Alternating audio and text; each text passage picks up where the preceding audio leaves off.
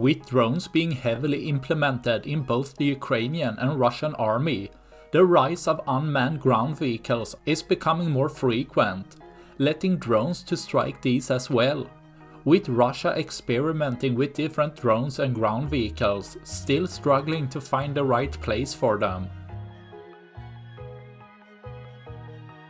But with this more functional mine-laying unmanned ground vehicle being targeted, it can't do much against a drone more than hoping it will miss.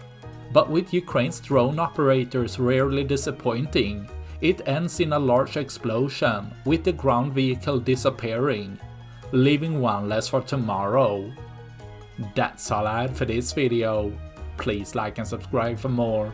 Thanks for watching. Bye.